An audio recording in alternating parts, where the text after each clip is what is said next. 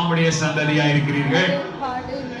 பிரமாணம் உண்டாகாததற்கு முன்னமே இருந்த, சொல்லுங்க, இருந்த ஆபிரகாமோட கர்த்தர் உங்களை இணைத்திருக்கிறார்.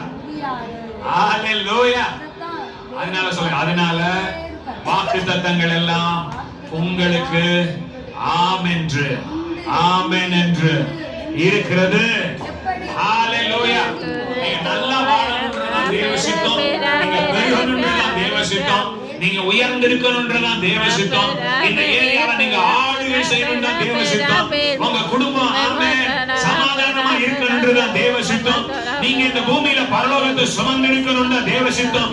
தேவனுடைய ராஜ்யமா நீங்க வாழணும்ன்றதான் தேவ சித்தம். எத்தனை பேர் ஆமென் சொல்றீங்க? ஐஸ்வர்யவான்களா இருக்கணும்ன்றதான் தேவ சித்தம். நீங்க பரிசுத்தவான்களா இருக்கணும்ன்றதான் தேவ சித்தம். எத்தனை பேர் ஆமென் சொல்றீங்க? ஹல்லேலூயா, ஹல்லேலூயா. அதனால வாக்குத்தத்தத்தை பேசும்போது சந்தேகம், டவுட்ஸ் வரும்னா நீங்க தைரியமா ஏறி நிக்கணும். என்னுடைய தகுதி என்னால் உண்டானதல்ல, எங்களால் ஏதாகிலும் ஒன்று ஆகும் என்று சொல்லுவதற்கு எங்கள் தகுதி எங்களால் உண்டானதல்ல, எங்கள் தகுதி தேவனால் உண்டாயிருக்கிறது. ஒரு அல்லேலூயா சொல்லுங்க பார்க்கலாம். அதனால என் தகுதி ஏசையா, ஏசையா, ஏசையா, என் நீரை நீர்தானையா,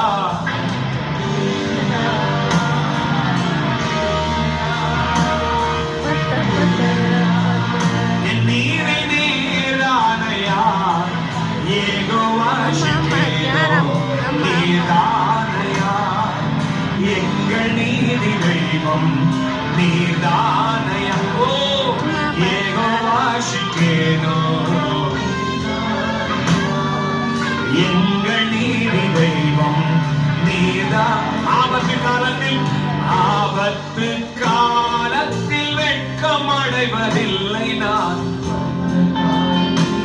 என்னை திருப்தியாக்குதி. ஆபத்து காலத்தில் வெட்கம் அடைவதில்லை நான், பஞ்ச காலத்திலும் என்னை திருப்தியாக்குதி. கர்த்தரே தாங்குகிறேன், என் பாதையிலே நோக்கமாய். எத்தனை பேருக்கு சந்தோஷமா இருக்கிற வார்த்தை?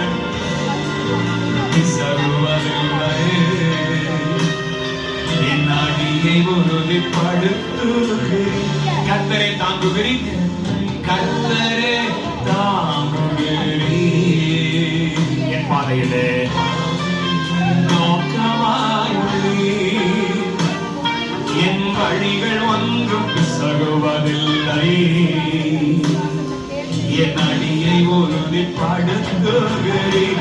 ஏசையா, ஏசையா, ஏசையா,